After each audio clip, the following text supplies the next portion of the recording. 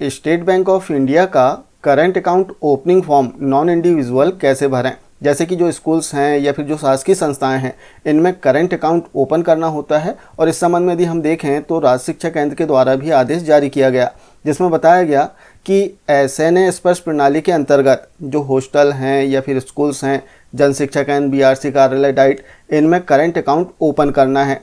और current account open करने के लिए हमें फॉर्म फिल करना होगा।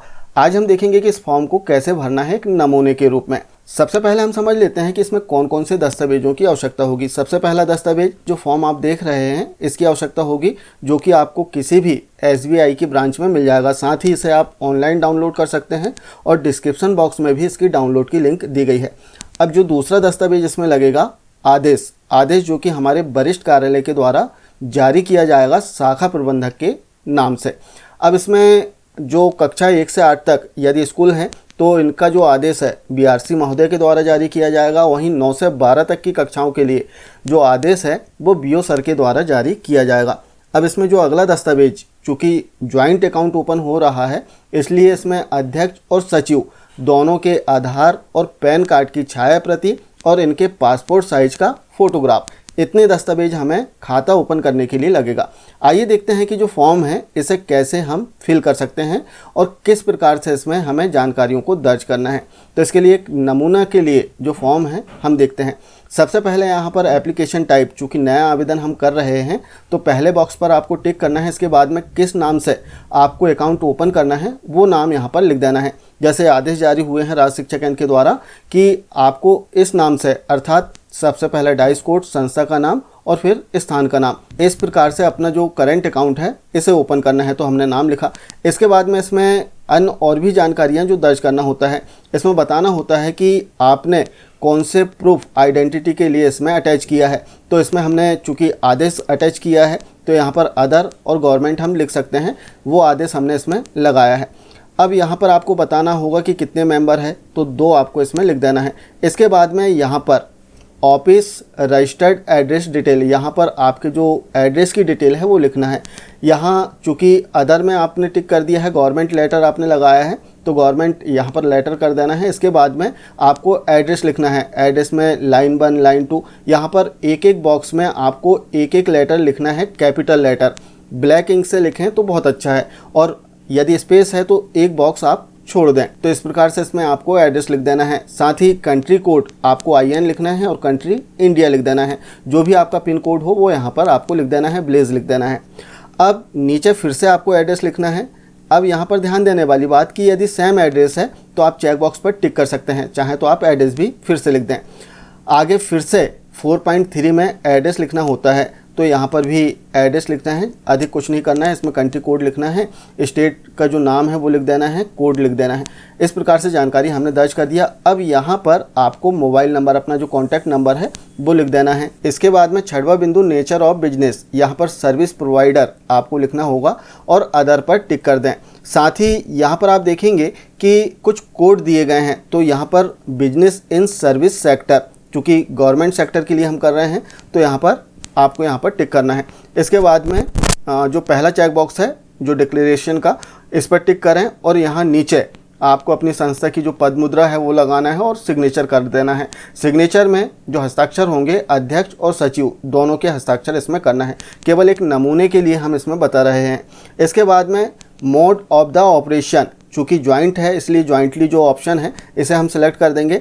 अगला जो बिंदु इसमें दिया गया है सर्विस रिक्वायर्ड का, तो क्या क्या आपको चाहिए वो यहाँ पर आप टिक कर सकते हैं। चूँकि हमें चेकबुक की आवश्यकता होती है तो हम चेकबुक्स पर टिक कर देते हैं। तो इस प्रकार से हमारे फॉर्म का जो महत्वपूर्ण बिंदु है, महत्वपूर्ण पार्ट है, वो हमने फिल कर दिया। मुख्य जो है फर्स्ट, सेकंड, थर्ड जो पेज है वो रहते हैं। हालांकि फॉर्म के सारे पेज मुख्य हैं, लेकिन विशेष रूप से आपको जो नाम है, किस नाम से अकाउंट ओपन करना है वो विशेष रूप से लिखना है। एड्रेस वगैरह जो जानकारी है वो अच्छे से लिख दें।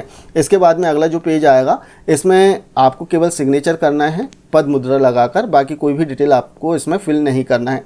आगे के पेज में हम देखेंगे तो इसमें अदर जो डिटेल है वो लिखना होता है, जिसमें कितने मेंबर हैं, इसकी संख्या लिखना है और जो ऑप्शन है वो हमें सेलेक्ट करना है। जैसे नॉन फाइनेंशियल, इस चेक बॉक्स पर टिक करना है।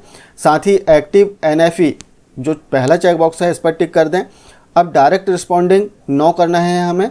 आगे यदि आप देखें तो इसमें कंट्री और resident as per tax law, इसकी डिटेल देना रहता है। तो यहाँ पर जो सेकंड चेक बॉक्स है 9 वाला, इस पर टिक करना है। यहाँ पर भी 9 वाला, यहाँ पर भी 9 वाला, सभी में 9 में आपको टिक कर देना है।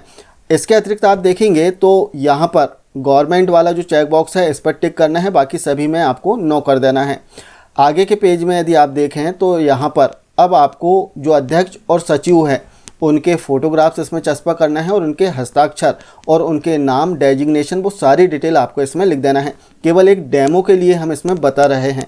यहाँ पर अध्यक्ष और सचिव दोनों के पासपोर्ट साइज़ की जो फ़ोटो हैं वो अटैच होंगे और उनकी जो डिटेल है वो रहेगी और उनके सिग्नेचर रहेंगे। तो इस प्रकार से हमने इस फॉर्म को फिल कर दिया। अब आगे यदि हम देखें तो अगला जो पेज रहता है वो ऑफिस यूज़ के लिए रहता है। ऊपर लिखा हुआ है फॉर ऑफिस यूज़ ओनली, तो इसमें आपको कुछ नहीं करना है। अब अगला जो पेज आपका आएगा इसमें, हालांकि इसमें सिग्नेचर आपको ज़रूर करना है। जो पद मुद्रा है इसे लगाकर सील सिग्नेचर आपको कर देना है। आगे के पेज में यदि आप देखें तो जो अध्यक्ष हैं इनकी जानकारी फिल करना होता है। यहाँ पर एक बात और ध्यान रखना है कि जो पर्सनल डिटेल वाला पेज है आवेदन में, उस पेज की आपको अतिरिक्त कॉपी लगेगी। अध्यक्ष के लिए 2 कॉपी और जो सचिव हैं, जो संस्था प्रमुख हैं, उनके लिए 2 कॉपी। तो दोनों ही अपनी अपनी जो जानकारी है इस पेज में फिल करेंगे। पर्सनल डिटेल में सबसे पहले ब्रांच का नाम लिखना है, ब्रांच का जो कोड है वो लिख देना है। अब अकाउंट नंबर वो आपका यहाँ पर फिल करना है, जो भी अध्यक्ष होंगे उनका अकाउंट नंबर। इसके अतिरिक्त उनका नाम, डेट ऑफ बर्थ और जेंडर या फिर मैरिड हैं नहीं हैं।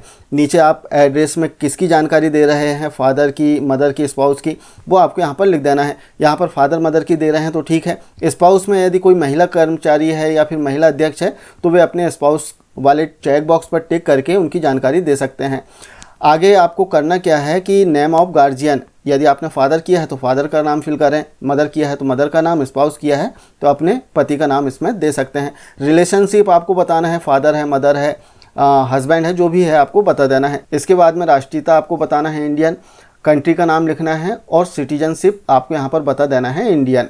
साथ ही आप देखें तो यहाँ पर जिसकी भी पर्सनल डिटेल आप फिल कर रहे हैं उनके व्यवसाय की जानकारी यहाँ पर देना है। चूँकि अध्यक्ष की जानकारी है, एग्रीकल्चर से रिलेटेड हैं, तो हम एग्रीकल्चर वाले चेक बॉक्स पर टिक करते हैं। और जो गवर्नमेंट एम्प्लॉय है वो गवर्नमेंट एम्प्लॉय के लिए इसमें ऑप्शन को सिलेक्ट करें। आगे यदि हम देखें तो इसमें जो एनुअल इनकम है वो बताना होता है। तो यहाँ पर जैसे हमने लिखा है 1 लाख रुपए, तो 1 लाख रुपए जो अध्यक्ष है उनकी एनुअल इनकम है, एक एग्जाम्पल के लिए। इसके अतिरिक्त इसमें जो रिलीजियन है क्या है, उनका कैटेगरी क्या है, और यदि दिव्यांग है तो दिव्यांग आपको बताना होगा, कहाँ तक वो पढ़े हैं, क्वालिफिकेशन क्या है वो बताना है। इसके अतिरिक्त एक और बॉक्स इसमें दिया गया है कि क्या पॉलिटिकली एक्सपोज पर्सन है या फिर नॉन पॉलिटिकली है, और यदि नहीं हो तो नन पर आप टिक कर सकते हैं। तो इस प्रकार से आपको इसमें जानकारी फिल करना है। साथ ही जो पर्सन है उनका पैन नंबर यहाँ पर फिल कर देना है। नीचे आप देखें तो उनके फ़ोटो और सिग्नेचर भी होंगे। यहाँ पर आपको जो उनका आधार नंबर है वेरिफिकेशन के लिए, कौन सा आईडी प्रूफ आप इसमें अटैच कर रहे हैं, काफ़ी सारे आईडी प्रूफ इसमें दिए गए हैं। जो भी आपने अटैच किया है उस पर टिक करें, उसका जो क्रमांक है वो यहाँ पर आपको लिख देना है और किसके द्वारा जारी किया गया है वो यहाँ पर फिल करना है। और नीचे एड्रेस की जानकारी फिल कर देना है। एड्रेस यदि अध्यक्ष का फॉर्म फिल कर रहे हैं तो अध्यक्ष के एड्रेस की जानकारी, और यदि संस्था प्रमुख हैं तो संस्था प्रमुख के एड्रेस की जानकारी। तो इस प्रकार से यहाँ पर एड्रेस आ जाएगा। नीचे आप देखें तो इनका जो फोटोग्राफ्स है, यदि अध्यक्ष हैं तो अध्यक्ष का और सचिव हैं तो सचिव का, उनका फोटोग्राफ्स लगाना है, उनके हस्ताक्षर करना है। इस प्रकार से हमें फॉर्म को फिल कर देना है। नीचे यदि हम देखें, चूँकि हमने बताया था कि जो पर्सनल डिटेल वाला फॉर्म है वो अध्यक्ष के लिए अलग रहेगा और सचिव के लिए अलग रहेगा। तो इस प्रकार से सेम इसी प्रकार की जो जानकारी है सचिव के लिए, पहले आपने अध्यक्ष के लिए फिल कर दिया, अब सचिव के लिए आपको फिल करना है। आगे हम देखें तो इसमें अब अधिक कोई कार्य नहीं बचा हुआ है, केवल आपको सिग्नेचर करने होते हैं। सिग्नेचर विशेष रूप से आपको करना है। जैसे यहाँ पर फ़ोटो की बात करें तो यहाँ पर सचिव का फ़ोटो, यहाँ पर हस्ताक्षर हो जाएंगे और उनके जो सिग्नेचर हैं, जो थंब है वो यहाँ पर लगाना है, यहाँ पर सिग्नेचर करना है और यहाँ पर अंगूठे का निशान। इस प्रकार से आपको फॉर्म को फिल कर देना है। आगे के पेज में आपको क्रॉस करना है और नीचे सिग्नेचर कर देना है। इसमें आवश्यकता नहीं है किसी भी प्रकार की जानकारी फिल करने की। तो यहाँ पर हमारा जो फॉर्म है लगभग फिल हो चुका है। और यदि इसमें कोई कमी बेसी हो तो आप अपनी ब्रांच में संपर्क कर सकते हैं। जब आप फॉर्म जमा करने के लिए जाएं तो वहाँ पर कोई भी कमी होगी तो वहाँ के कर्मचारी के द्वारा बता दिया जाएगा। तो इस प्रकार हम बहुत ही आसानी से current account opening form non individual fill कर सकते हैं, इसमें जानकारियों को दर्ज कर सकते हैं। आशा है जानकारी आप समझ पाए होंगे। मिलते हैं कुछ इसी प्रकार की जानकारियों के साथ में नेक्स्ट वीडियो में।